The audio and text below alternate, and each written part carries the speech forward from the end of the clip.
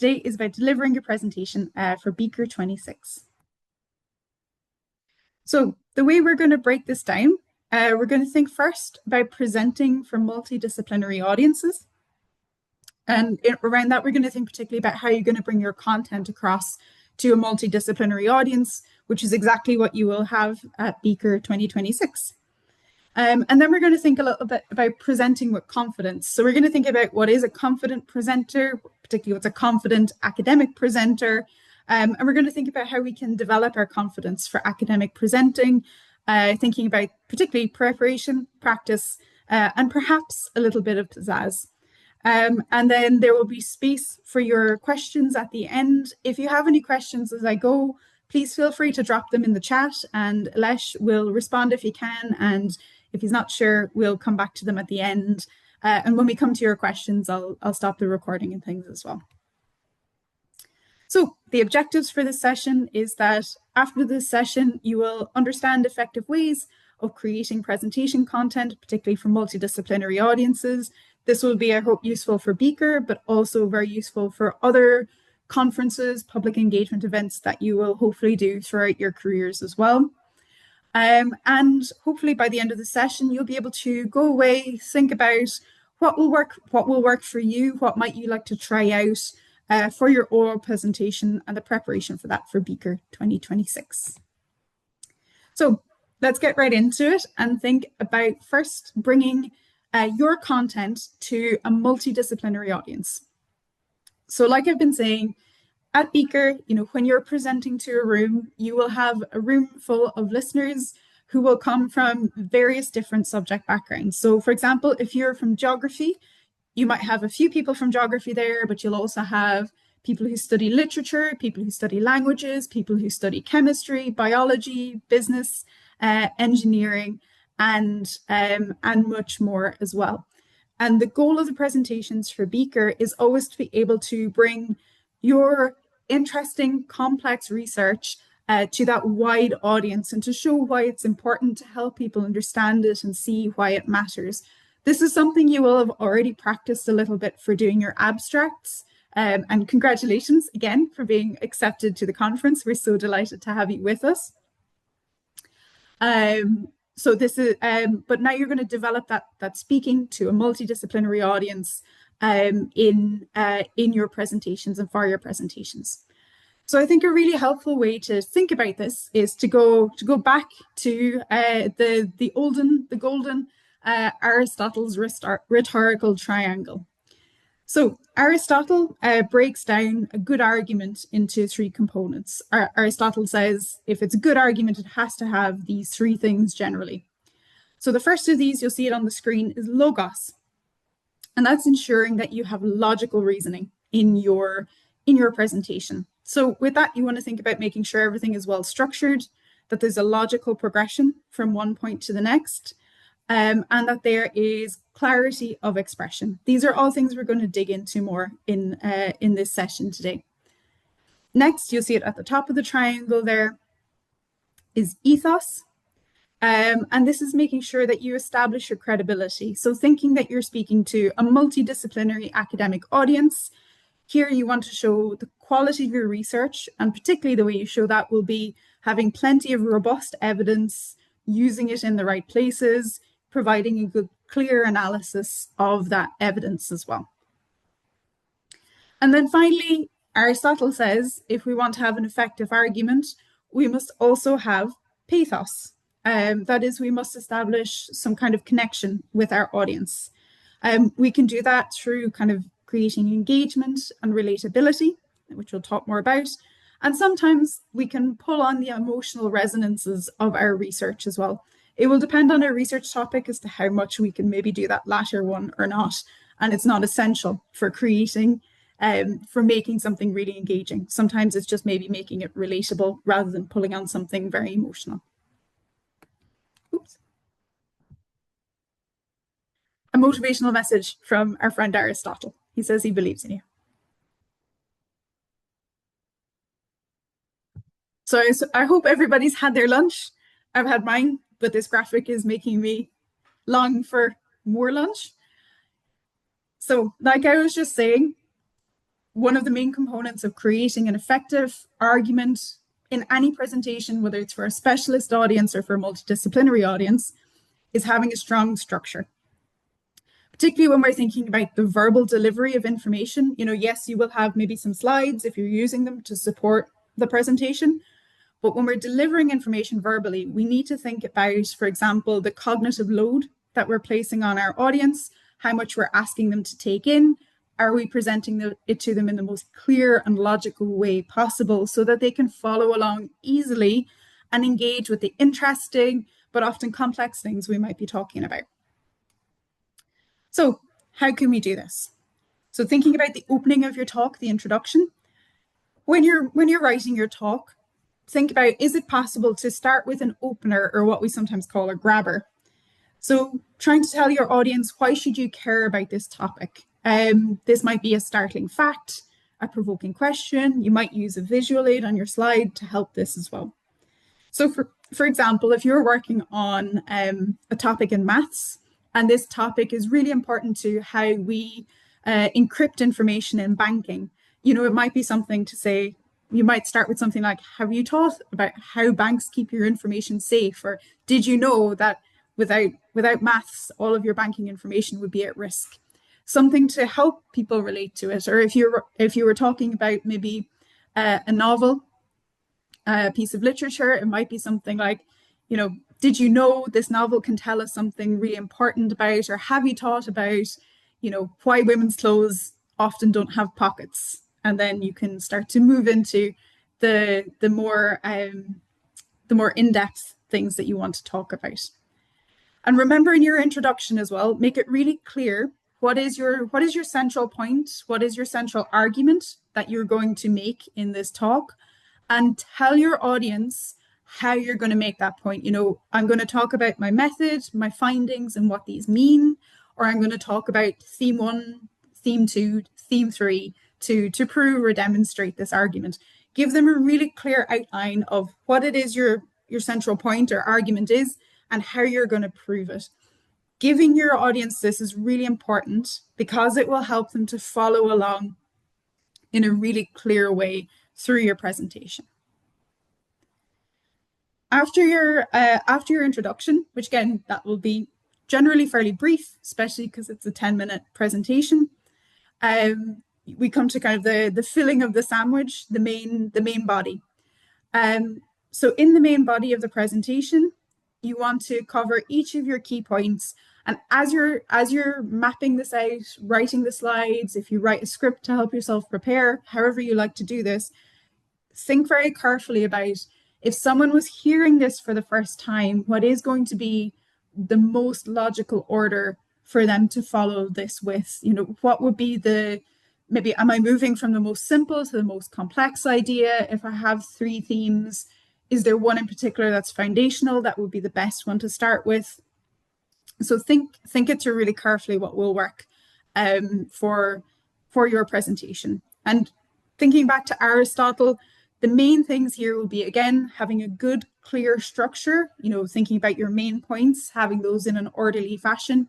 And then even within those points, think about how you're presenting the information, the evidence, the analysis, the points within those, making sure it's really, really clear. And of course, drawing in plenty of robust evidence for this topic. That's kind of the main things you're focusing on there. And then at the end, we have our final slice of bread. We have our conclusion. We're going to draw everything together.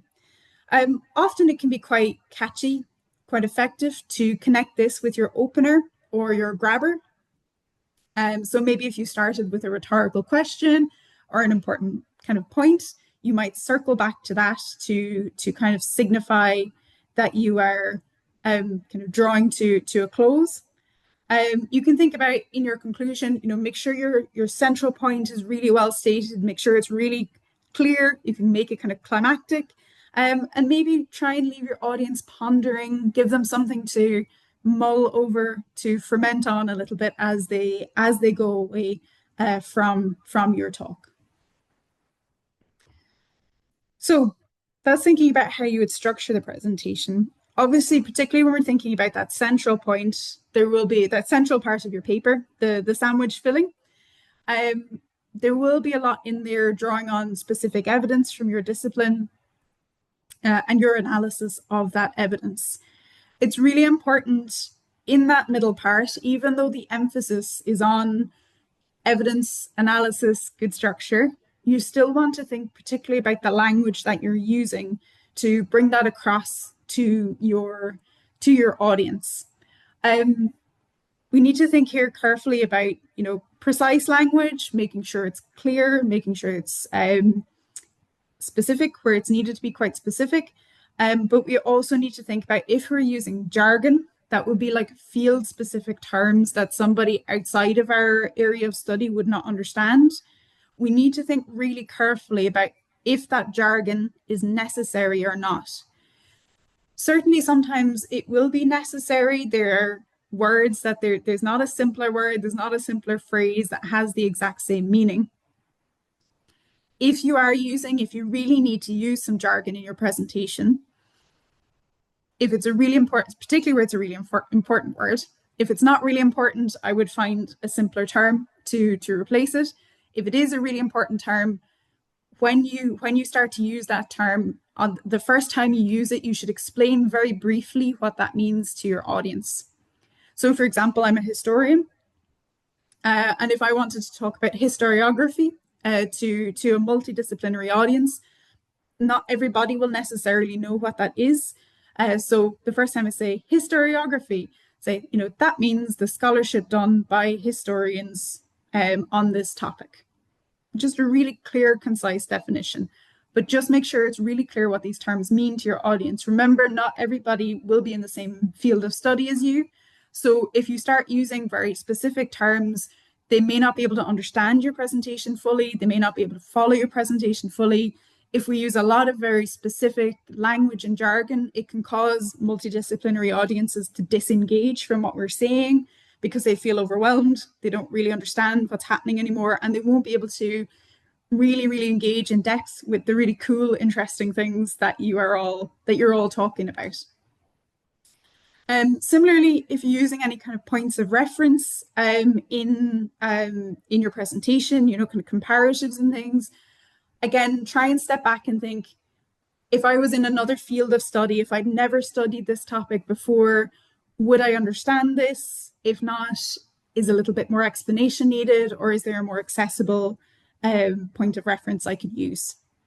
And what we really want to think about here is being inclusive rather than exclusive with our language. You're trying to bring what will be a really interested, engaged audience. You're trying to bring them on a journey with you.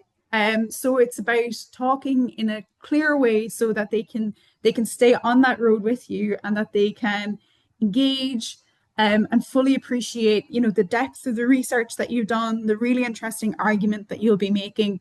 You really need to think quite carefully about the language that you're using, really look at it very carefully. I'm going to talk about practicing later on, but if you can practice your presentation with somebody, a pal, a friend who's not in your specific field of study, I really recommend it, because they'll be able to say, you started using all of these really specific words at one point and I didn't know what was happening and I kind of lost my way. Or they might be able to say, yeah, I really understood that, or they'll be able to tell you what they understood from the presentation. Our web team are going to upload these slides to the website eventually, and there's a link there to the University of Edinburgh Style Guide, which can help with this as well. If you need the slides more rapidly, there'll be an email address at the end where you can contact us and we can send them to you.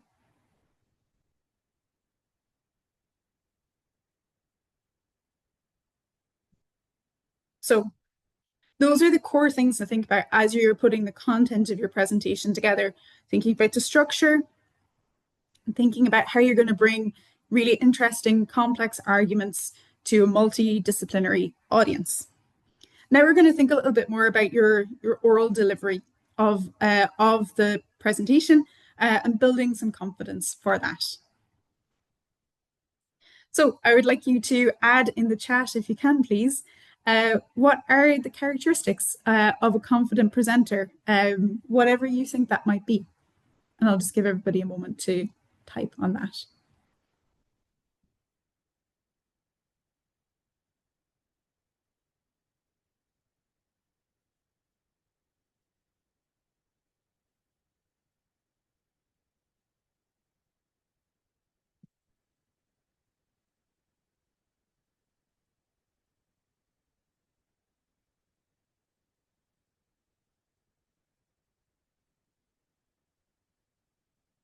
All really great suggestions so far.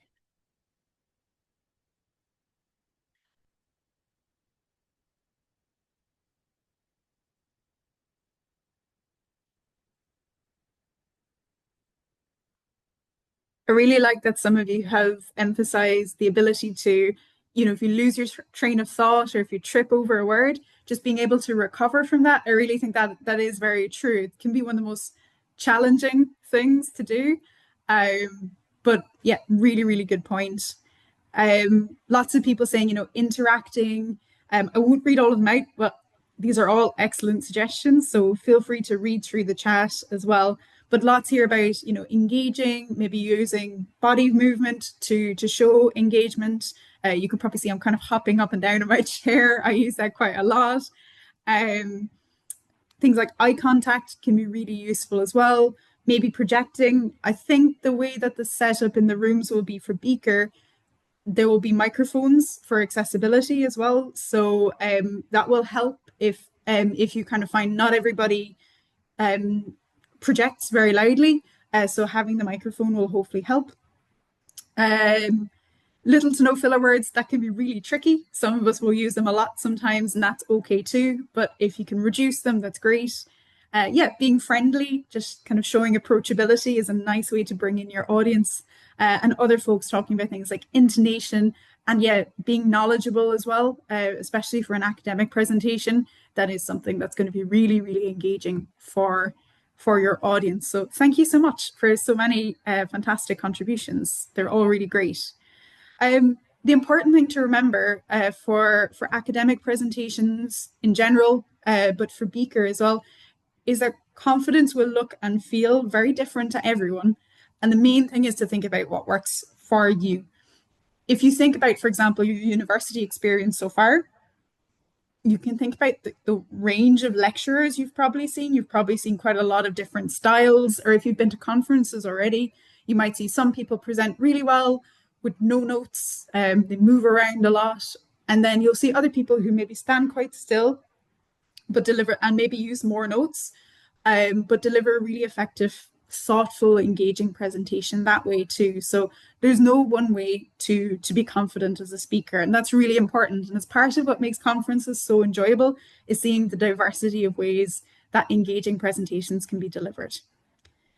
So I'm not going to play this video, but if you have time and if you wanted one model of academic presenting, and I do emphasize this is one model of academic presenting, it's not the perfect one, it's just one that is, Professor MacArthur is he's a good speaker for sure. And you can see in this video in particular, he's speaking to a multidisciplinary audience too. So one model of academic presenting, if you'd like to go back and watch it later on. But it's quite natural. Even when we've done all the research and all the preparation, it's very natural to be a little nervous. And you can see on the screen, I've suggested or collected some suggestions from my colleagues about things that help them to be confident speakers. And again, I'd like you to add in the chat, what are some things that you find maybe help you if you're a little bit nervous to do your presentation?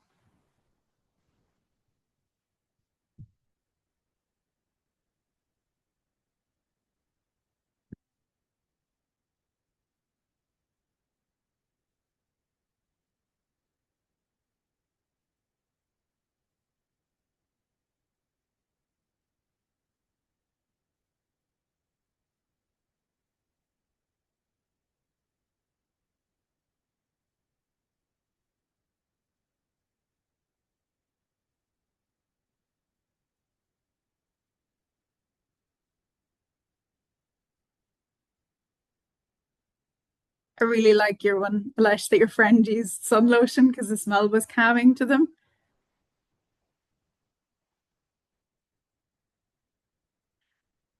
I see someone saying bringing flashcards if that's allowed. That's absolutely allowed. If you want to use flashcards, of course, whatever makes you comfortable to present.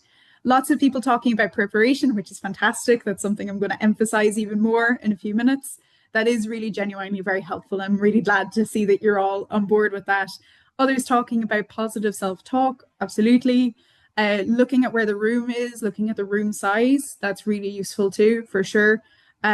Comfortable clothing, um, some people saying, wearing smart clothing, makes you feel like look the part, be the part. I think that's a really, if that works for you, that's really effective. It's definitely something I've used in the past as well.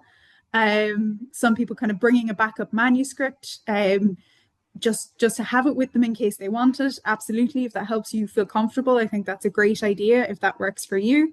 Um, and my own tip is the one at the end of the slide, which is silly socks. Even if I show up in my most formal attire, you could bet good money that I will be wearing some kind of silly socks, usually with a Star Wars theme, and it feels like my little secret. And even though I may be doing something incredibly formal and serious, it helps me to find a little bit of fun and levity in it as well. And just on the first point as well, please do remember to have a bottle of water or whatever you like to drink. Please do make sure that you have something with you for the talks, because there'll be quite quick changes between them. I don't know if the conference team are planning on having water in the rooms for speakers. And sometimes, it can be warmer than we expect. When I get nervous, my mouth gets dry. So certainly please do bring along a bottle of water with you, or again, whatever you prefer to drink. So it was great to see loads of you already underlining preparation, practice. And that is so important, because poor preparation and lack of preparation can lead to panic, maybe often very last minute panic that might take over when you're actually standing up in front of the audience. So being prepared does a lot to help build confidence, does a lot to help ensure the smoothness of the presentation. But that's no matter how prepared you are, no matter how much you've practiced, it's still very normal to be nervous. Sometimes you might be really quite nervous, and that's really normal. Even if you go to an academic conference where everybody is like a professor or something, you will still find a lot of people who will be quite nervous, because you're interested, you care about it, you want to bring it across in the best way possible, you want all of your time and effort to come across well.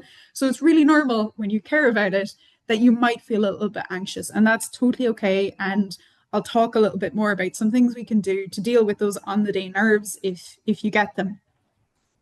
But remember, if you're feeling nervous, remember you've done all of your practice, you've prepared the talk carefully, and if you get the chance to check out the room location when you arrive, there'll be lots of the conference team around on the day to help you find rooms and things. So don't worry about navigating around the buildings in the university too much.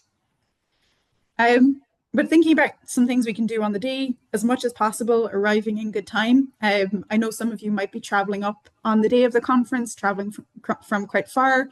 So hopefully you'll have a little bit of leeway to get where you need to go in the university.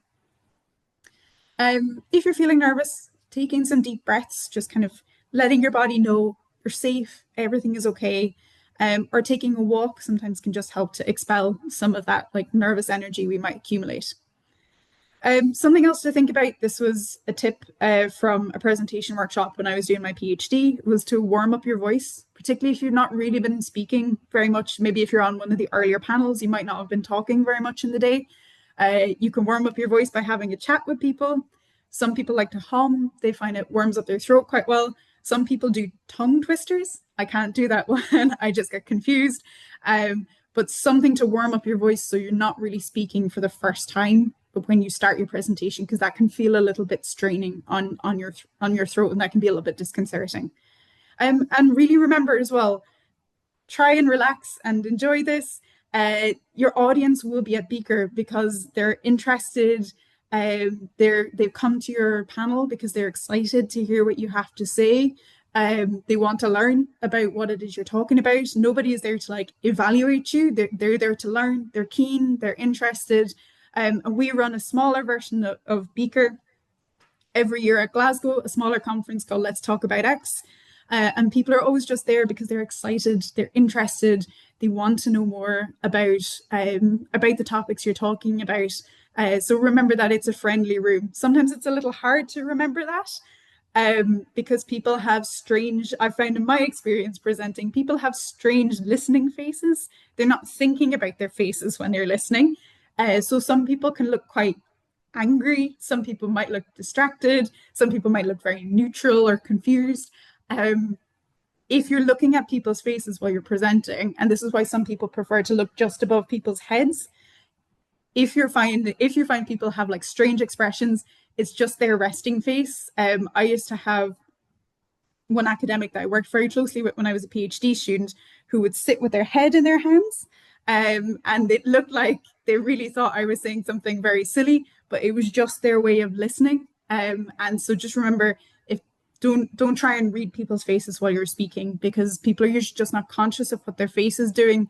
It will maybe just be reflecting that they're processing, oh, that's really interesting, that's curious, and oh, is that like that? So people make strange faces when they're listening. Don't worry about it.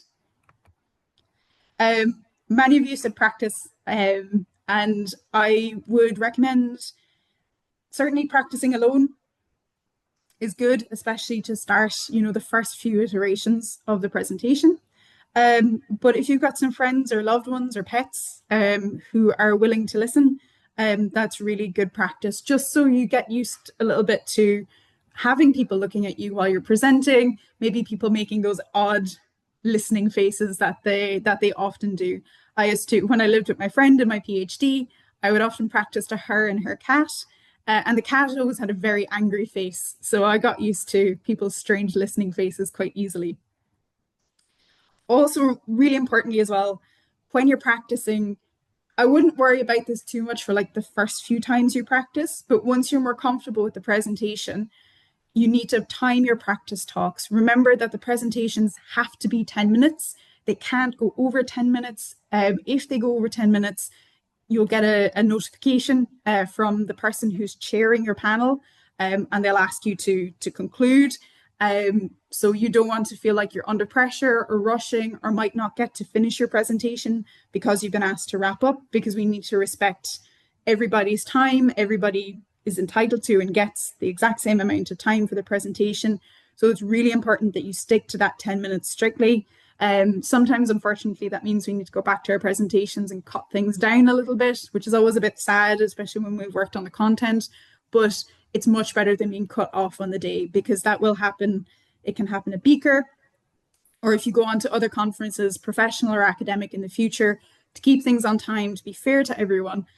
If a presentation starts to run over, the chairperson will stop the presentation and say, we need you to conclude so we can move to the next speaker. So be really certain that you've timed it and that you know it's going to be within the time you're allowed. And if you're ever worried, I always aim for slightly under the time allowed, because slightly over is not optimum. And like I think, like you all underscored already, the more you practice, the more you'll hone your skills, the more comfortable you'll feel with the presentation. And just to underscore from Fairmouth, who published their study on presentations and academic presentations in 2022, they said it takes at least 7 practices. Certainly for me, when I was starting to speak at conferences, it took me a lot more than 7 practices. So I think this is an approximate range from Fairmouth. But they say it takes at least 7 practices to bring a presentation to a good point. The first few, we can still be very rough. We might realize it's very long. We need to cut it down. Might realize we need to reorganize some of the points. As we go through it more, we begin to maybe engage some more of those skills for engaging our audience, like looking around, gestures, if you like to gesticulate. And then kind of by the end, we're more fluent, we're confident with the order of things, we can present it quite clearly, even if, maybe we trip up a little bit in what we're saying, we can keep going in a comfortable way.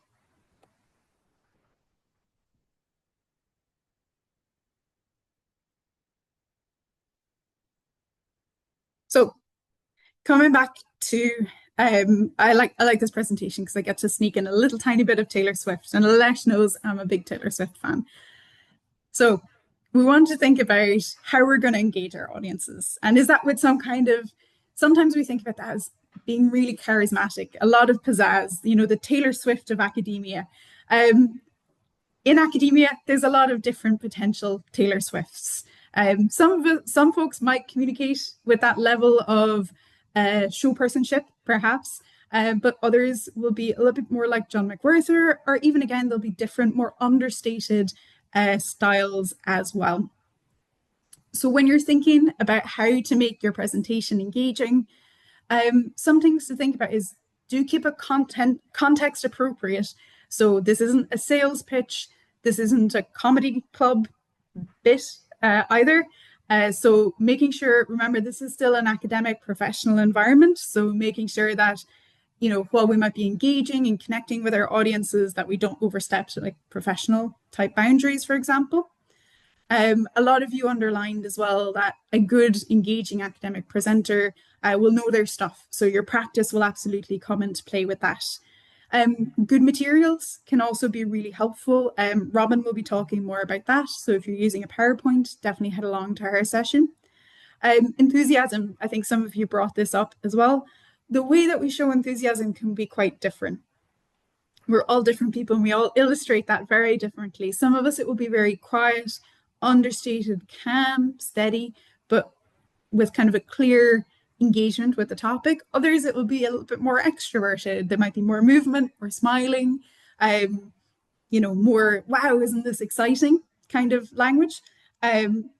You don't have to worry about performing a form of enthusiasm that's not comfortable and authentic to you. I think you've all applied for this conference because you're interested in what you want to present about, and that will naturally find its way out.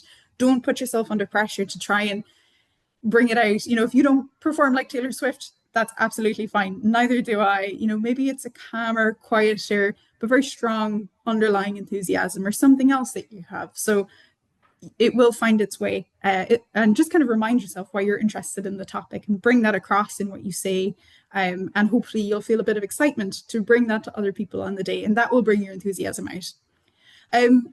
Engagement with the audience is great. A lot of you mentioned it already. Sometimes that might be asking questions, like raise your hand if you've ever, you know, been worried about your bank password or whatever it might be. Or it might just be looking around the room. Like I was saying earlier, sometimes it can make some presenters feel quite nervous to make direct eye contact or to look directly at the faces of their audience. That's okay. What I would recommend, if that's uncomfortable for you, if you don't like it, try and look above their heads. Do try and move the position of your eyes around the room. The audience won't know that you're looking like at the wall rather than at them. They can't really tell that well at that distance. So it's absolutely fine to just look right across the top of people's heads. If you're using notes or if you're using a script, again, that's totally fine if that's comfortable for you. There's a lot of great presenters who do present with those. Don't put yourself under pressure to do this totally from memory if that doesn't work for you.